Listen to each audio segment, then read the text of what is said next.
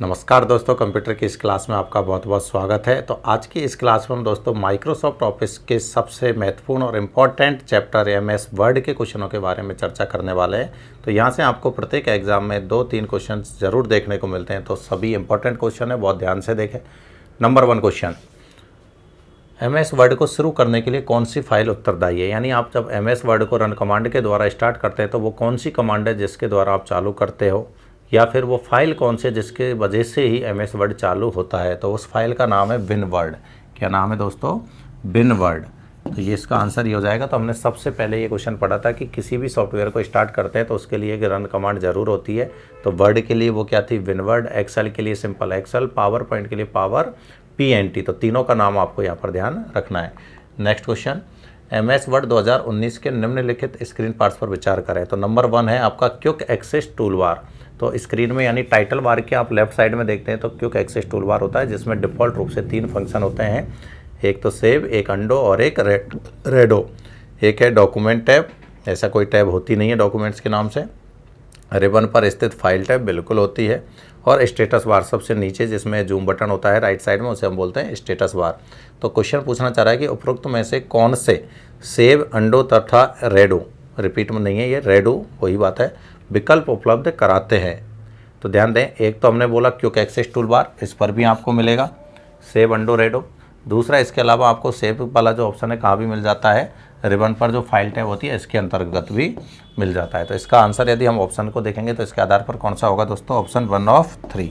हालांकि ध्यान रहे कि जो फाइल टैब होती है उसमें अंडो रेडो नहीं होते हैं, लेकिन क्या हो सकता है, एक सेव का ऑप्शन उसमें हमें मिल जाता है, सेव एज का ऑप्शन हमें उसमें मिल जाता है। और ऑप्शन में ओनली 1 ऑप्शन भी नहीं है, इसलिए आंसर किसको मानेंगे? 1 तथा 3। तीसरा भी इसका करेक्ट आंसर होगा। नेक्स्ट देखिए, एमएस वर्ड 2019 के संदर्भ में निम्नलिखित कथनों पर विचार करें। तो कुछ स्टेटमेंट दिए गए हैं, उनके बारे में हमें चर्चा करनी है। देखिए, नंबर 1 है Ctrl+N दबाकर आप एक नया डॉक्यूमेंट्स बना सकते हैं। बिल्कुल, ये शॉर्ट की हम किस लिए यूज़ कर रहे थे? न्यू डॉक्यूमेंट्स के लिए। किसके लिए? न्यू डॉक्यूमेंट्स के लिए। तो ये कथन एकदम सही है।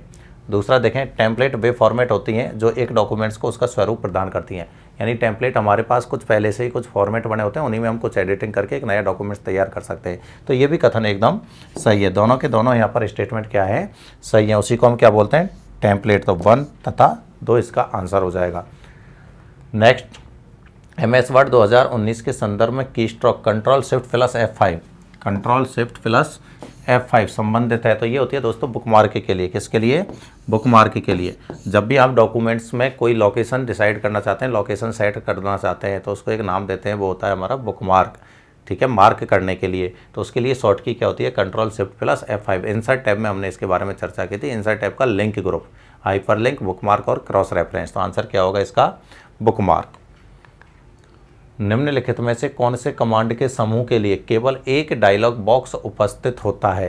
तो एक डायलॉग बॉक्स, मैंने आपको स्पेशली जब हम ए से लेके जेड तक की शॉर्ट की लिखी थी कीबोर्ड के टाइम पर, तभी आपको बताया था कि 3 शॉर्ट की ऐसी हैं जिनसे आप कुछ भी प्रेस करोगे तीनों में से तो आपको एक ही फंक्शन दिखाई देगा।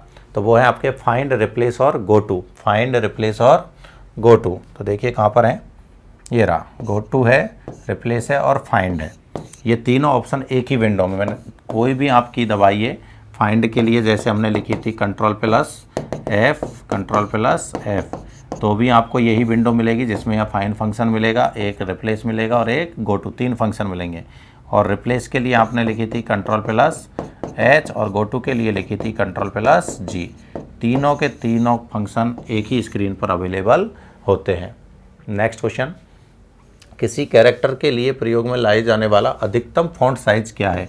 तो फॉन्ट साइज हमने 2 तरीके से लिखी थी, एक तो फॉन्ट बॉक्स से और एक मैनुअली, कि आप खुद से यदि टाइप करके इंसर्ट करते हो तो अधिकतम जो फॉन्ट की साइज़ एमएस वर्ड में हो सकती है वो क्या है? 1638 PT। PT4 यहाँ पर क्या था दोस्तों? पॉइंट।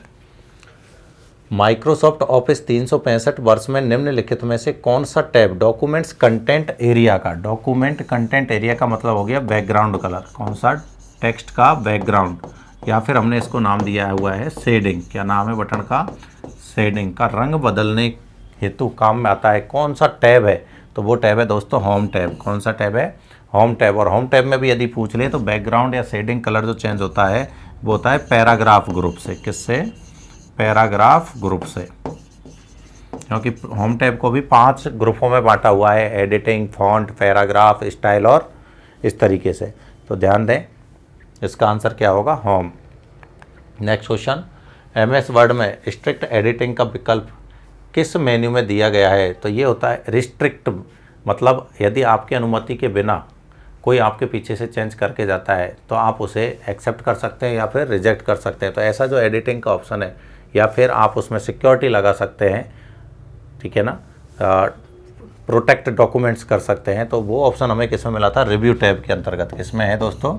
रिव्यू टैब में। एक को हम बोलते हैं ट्रैक चेंज, जिसके लिए शॉर्टकट थी Ctrl+Shift+E, काफ़ी इंपॉर्टेंट शॉर्टकट पूछी भी जाती है। तो वो यदि आप फीचर ऑन करके जाते तो वो होता है रिस्ट्रिक्ट एडिटिंग का ऑप्शन, कि फिर उसके बाद कोई आके चेंज कर रहा है तो वो गलत कर रहा है। उसे आप चाहेंगे तो एक्सेप्ट कर सकते हैं, अदरवाइज आप उसे रिजेक्ट कर सकते हैं। तो वो फीचर होता है हमारा ट्रैक चेंज। MS वर्ड में किसी भी वर्ड डॉक्यूमेंट्स के प्रूफिंग के लिए किस शॉर्ट की का प्रयोग किया जाता है? प्रूफिंग का जो मतलब होता है, उसका मतलब है आपको गलतियाँ ठीक करनी है आपके डॉक्यूमेंट्स की, और डॉक्यूमेंट्स की गलतियों को ठीक करने के लिए हम उसमें स्पेलिंग और ग्रामर मिस्टेक्स की जांच करेंगे।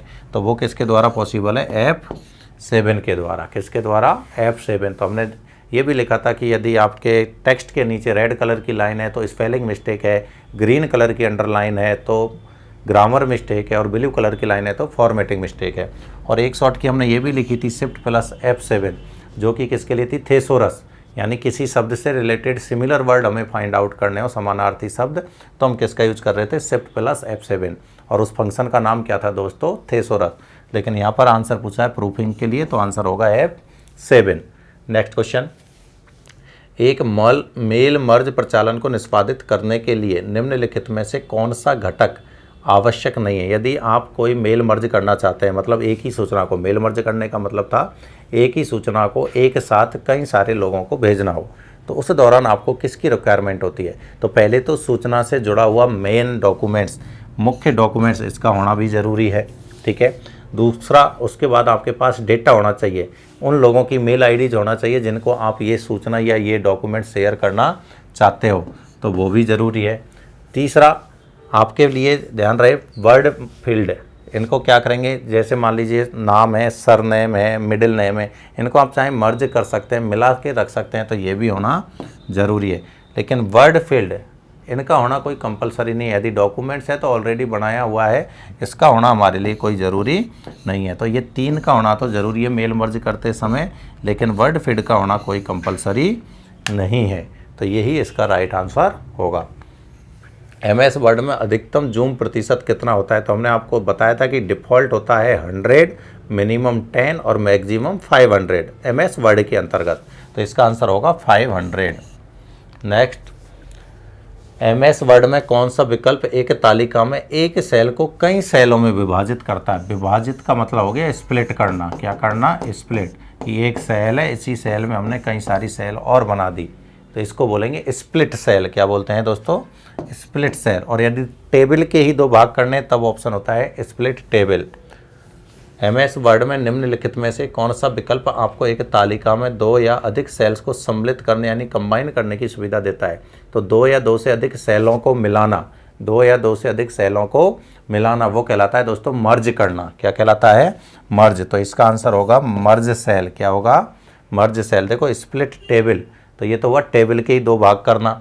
एक है डिस्ट्रीब्यूट रोज या डिस्ट्रीब्यूट कॉलम, दोनों हो सकते हैं। तो सभी रो की साइज को एक समान करना हो तब हम इस फीचर का यूज करते हैं। नेक्स्ट देखिए, MS वर्ड में पेज की विषम सामग्री की पृष्ठभूमि आभासी पाठ यानी कि घोस्ट टेक्स्ट सम्मिलित करने के लिए किसका उपयोग किया जाता है? तो घोस्ट टेक्स्ट हम बोलते हैं वाटर मार्क को, जो कि हमारे टेक्स्ट के पीछे कोई भी इमेज हो सकती है, कोई टेक्स्ट हो सकता है जो हमें हल्का धुंधला दिखाई देता है, तो उसे हम क्या बोलते हैं दोस्तों? वाटर मार्क बोलते हैं। क्या बोलते हैं? Water mark. Formatting tool bar में उपलब्ध फ़ॉन्ट आकार टूल में फ़ॉन्ट का सबसे कम व सबसे ज़्यादा फ़ॉन्ट आकार उपलब्ध होता है, यानी मिनिमम और मैक्सिमम फ़ॉन्ट बॉक्स में सेलेक्ट करने का ऑप्शन है यहाँ पर। तो ये होता है आपका 8 और 72। ध्यान रहे वर्ड में भी 8 से 72 है, एक्सेल में भी 8 से 72 है, लेकिन पावर पॉइंट में जो मैक्सिमम है 72 की जगह पर क्या हो जाता है? 96। नेक्स्ट क्वेश्चन, वर्ड प्रोसेसिंग के लिए निम्नलिखित इकाइयों में से कौन संबंधित नहीं है, मतलब कि वर्ड जो सॉफ्टवेयर है इसके अंतर्गत निम्न में से कौन सा आप काम नहीं करते हैं या यूज में नहीं लेते हैं। तो देखो शब्द है, बिल्कुल लेते हैं। सेल नहीं लेते, तो इसका आंसर क्या हो गया, सेल। पैराग्राफ लेते हैं, कैरेक्टर लेते हैं, तो आंसर क्या होगा, सेल। सेल किस में यूज करते हैं, एक्सेल में यूज करते हैं, ना कि वर्ड में यूज करते हैं। यदि किसी पैराग्राफ का लेफ्ट तथा राइट दोनों साइड से क्या हो रखा हो, अलाइन हो, तो उसे हम क्या बोलते हैं। देखो सिर्फ लेफ्ट से होता है तो लेफ्ट अलाइन, सिर्फ राइट से होता है तो राइट अलाइन, और दोनों तरफ से नहीं हो तो सेंटर, और दोनों तरफ से ही हो तो उसे हम बोलते हैं जस्टिफाई। क्या बोलेंगे, जस्टिफाई, जिसके लिए शॉर्ट की क्या थी, Ctrl+J। नेक्स्ट, MS वर्ड में रूलर वार, ये L है, रूलर वार की मदद से निम्नलिखित में से क्या निर्धारित किया जा सकता है। तो रोलर के बार से देखो एक स्केल जैसा होता है, आपने देखा होगा, उसको हम बोलते हैं रोलर बार। इस तरीके का बना हुआ मेन डॉक्यूमेंट्स के ऊपर और हमारी जो रिबन होती है उसके नीचे। तो इसके एक यहाँ बटन होता है, एक यहाँ बटन होता है, बीच में इसमें 3 बटन और होते हैं इस तरीके के, और एक इधर बटन होता है, 4। तो ये तो होते हैं इंडेंट के लिए, किसके लिए, इंडेंट के लिए। प्लस यहाँ से हम इसका क्या और चेंज कर सकते हैं, मार्जिन। क्या चेंज कर सकते हैं, मार्जिन पेज का, इधर भी और इधर भी। और ये जो बटन होता है ये होता है हमारा टैब स्टॉप का, किसका, टैब स्टॉप, जिसमें टैब स्टॉप अलाइनमेंट होते हैं 5 तरीके के टैब की पोजीशन को चेंज करने के लिए। क्योंकि जब हम टैब प्रेस करते हैं तो डिफ़ॉल्ट रूप से 0.5 स्पेस देती है, तो उसके 5 प्रकार के अलाइनमेंट होते हैं टैब स्टॉप में। Left, right, centre. जस्टिफाई यहाँ पर नहीं होता है, इसकी जगह पर होते हैं एक बार और एक डेसिमल। 5 अलाइनमेंट है टैब स्टॉप के। तो हम ये भी चेंज कर सकते हैं, ये भी कर सकते हैं और ये भी कर सकते हैं। आंसर क्या होगा, उपरोक्त सभी। दस्तावेज में सजावटी शब्द किस सुविधा द्वारा जोड़े जा सकते हैं। सजावटी शब्द यानी डेकोरेटिव टेक्स्ट या आर्टिस्टिक टेक्स्ट, तो ये होता है वर्ड आर्ट के द्वारा। वर्ड आर्ट कहाँ मिलेगा आपको, इंसर्ट टैब में। कहाँ, इंसर्ट टैब के अंतर्गत। और इंसर्ट टैब में भी जाएंगे तो कौन सा ग्रुप है, टेक्स्ट ग्रुप। क्या नाम है, टेक्स्ट ग्रुप। इसके अंतर्गत आपको मिलेगा वर्ड आर्ट, जिससे आप रंग बिरंगा डिजाइनदार टेक्स्ट इंसर्ट कर सकते हैं। निम्नलिखित में से कौन सा MS ऑफिस में वैध अधिकतम व न्यूनतम जूम है। तो अभी बताया था 10 तो न्यूनतम और 500 आपका अधिकतम, डिफ़ॉल्ट 100। फॉन्ट के संदर्भ में निम्नलिखित में से कौन सी स्थिति उपलब्ध नहीं है। तो ये है फॉन्ट के संबंध में हमने मेन पोजीशन से रिलेटेड एक फंक्शन आता है फॉन्ट डायलॉग बॉक्स के कैरेक्टर स्पेसिंग, या जो एडवांस फीचर होते हैं उनके अंतर्गत डिफ़ॉल्ट होता है नॉर्मल, और यदि आपको उसे ऊपर की ओर ले जाना हो तो राइज्ड, और नीचे की ओर ले जाना हो तो लोअर्ड। सेंटर के नाम से यहाँ पर ऑप्शन नहीं होता, तो आंसर क्या होगा इसका, सेंटर आंसर होगा दोस्तों। ये तीनों होते हैं, ये नहीं होता है, ठीक है ना। तो आंसर है सेंटर्ड। टेक्स्ट को मेन पोजीशन से ऊपर की ओर ले जाना हो तो राइज, नीचे की ओर ले जाना हो तो लोअर्ड, और डिफ़ॉल्ट क्या रहेगा, नॉर्मल। नेक्स्ट, MS वर्ड में किसी फाइल को क्या कहते हैं। तो डॉक्यूमेंट। क्या बोलेंगे, डॉक्यूमेंट। डिफ़ॉल्ट नाम भी क्या होता है, डॉक्यूमेंट 1। डिफ़ॉल्ट नाम क्या है, डॉक्यूमेंट 1। निम्नलिखित में से कौन सा कथन असत्य है। तो देखिए, एक शब्द को सेलेक्ट करने के लिए उस शब्द में कहीं भी डबल क्लिक करें, तो ये एकदम सही है। एक लाइन को सेलेक्ट करने के लिए लाइन के बाईं ओर बोले तो लेफ़्ट साइड सिलेक्शन एरिया में क्लिक करें, ये भी बिल्कुल सही है। यदि हमें एक लाइन, जैसे ये लाइन सेलेक्ट करनी है तो इसी की लेफ़्ट साइड में यहाँ पर जाके आप क्लिक कर दो, तो उसी एरिया को क्या बोल रहे हैं, सिलेक्शन एरिया। एक पैराग्राफ को सेलेक्ट करने के लिए पैराग्राफ में कहीं भी 3 बार क्लिक करें, तो ये भी एकदम सही है।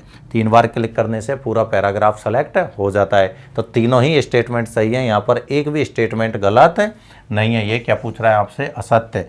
तो ये हम कहेंगे इनमें से कोई नहीं इसका आंसर होगा, क्योंकि तीनों ही सही हैं, कोई भी गलत नहीं है।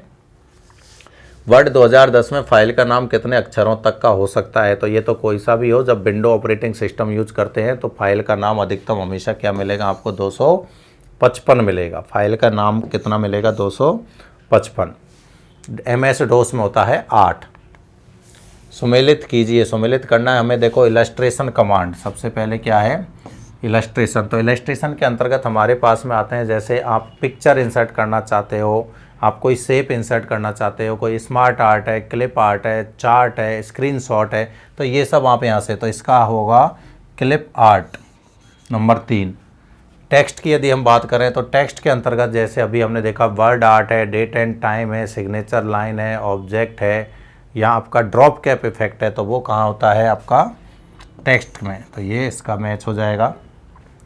प्रूफिंग के अंतर्गत हम यूज करते हैं स्पेलिंग, ग्रामर मिस्टेक्स को, थेसोरस को, वर्ड काउंट को, डिफाइन या रिसर्च को, तो इसमें आंसर होगा वर्ड काउंट। और विंडो में क्या मिलेगा हमें, स्प्लिट। कुल मिला के देखो इसके लिए तो क्या है 3, ए में 3, बी में 4, प्रूफिंग में 2 और इसमें 1, 3 4 2 1। कहाँ पर है 3 4 2 1, ये रहा आपका ऑप्शन नंबर बी, इसका राइट आंसर हो जाएगा।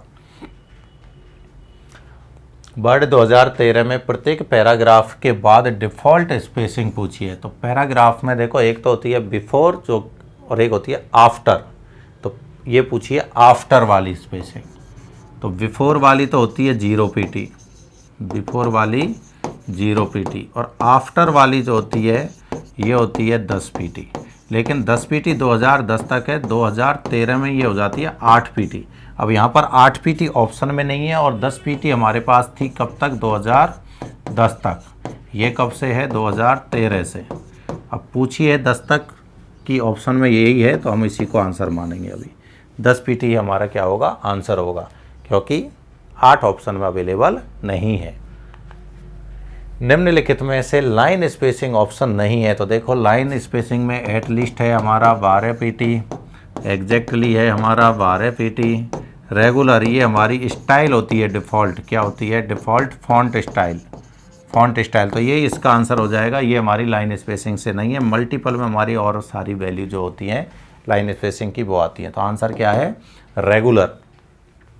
सुमेलित कीजिए वापस, हमारे पास कुछ टैब हैं और ग्रुप हैं, उनको मिलाना है। तो देखिए इंसर्ट टैब, इंसर्ट टैब में हमारे पास में जो ग्रुप होते हैं ये रहा एक तो आपका इलस्ट्रेशन, तो इसका हो गया 3, ठीक है। रिव्यू, अब रिव्यू में जो ग्रुप मिलेगा आपको वो कौन सा मिलेगा, तो ये है ट्रैकिंग, ट्रैक चेंज वाला 4, ठीक है। व्यू में मिलेगा आपको विंडो, व्यू में क्या मिलेगा, विंडो, तो ये हो गया 2। और पेज लेआउट में आपको मिलेगा पैराग्राफ, क्या मिलेगा, पैराग्राफ, तो ये हो गया 1। तो 3 4 2 1, इसका भी आंसर ये हो गया 3 4 2 1। माइक्रोसॉफ्ट वर्ड में कितने प्रकार के कनेक्टर होते हैं, तो ये होते हैं दोस्तों 3, नाम भी देख लेना। एक का नाम है एल्बो, एक का नाम है आपका लाइन और एक का नाम है कर्व। कितने प्रकार के कनेक्टर हैं, 3 प्रकार के कनेक्टर होते हैं। कनेक्टर बोलते हैं अपने साइजिंग हैंडलर के साथ, जिसमें हम यूज करते हैं साइजिंग हैंडलर। जब आप ग्रुप बनाते हैं किसी भी इमेज का, तो जैसे ये तो होता है रोटेट करने के लिए, ये होते हैं इसके साइज हैंडलर, जिनसे आप साइज़ को क्या करते हो, किसी भी इमेज की छोटी या बड़ी करते हो। तो इनको जब आप 2 या 2 से अधिक इमेजेज को ग्रुप में बदलते हो तब ये कनेक्टर आपके यूज़ में आते हैं। नेक्स्ट, निम्नलिखित का वापस मिलान कीजिए। तो स्ट्राइक थ्रू इफेक्ट, तो स्ट्राइक थ्रू इफेक्ट आपका ये रहा, देखो विनोद, मतलब बीचों बीच से टेक्स्ट को काटना, ये क्या कहलाता है, स्ट्राइक थ्रू। सुपर स्क्रिप्ट मतलब घात लगाना, तो ये आपका क्या है, सुपर स्क्रिप्ट, मतलब इसका 4 हो गया, इसका 2 हो गया। आउटलाइन मतलब बाहर बाहर वाली लाइन में, वैसे तो यहाँ पर लिखा हुआ नहीं है। सब स्क्रिप्ट ये वाला 3, तो इसका बच गया 1। आउटलाइन एक्चुअल में इफेक्ट कैसे होता है, देखो मैं आपको बता देता हूँ। ये सिंपल लिखा हुआ है, नहीं तो आप जैसे सी है तो सी को कैसे लिखोगे, इस तरीके से, ये इफेक्ट है आउटलाइन इफेक्ट। एल लिखना है तो इस तरीके से, ई लिखना है तो इस तरीके से। तो ये तरीका होता है जिसमें कोई इफेक्ट को हम क्या बोलते हैं, आउटलाइन इफेक्ट। तो 4 2 1 3, ये रहा ऑप्शन नंबर 1, इसका राइट आंसर होगा। तो ये हुए दोस्तों हमारे एमएस वर्ड के क्वेश्चन 30 कंप्लीट। क्वेश्चन पसंद आए हो तो दोस्तों वीडियो को शेयर करना नहीं भूलें और लाइक करना नहीं भूलें। धन्यवाद दोस्तों।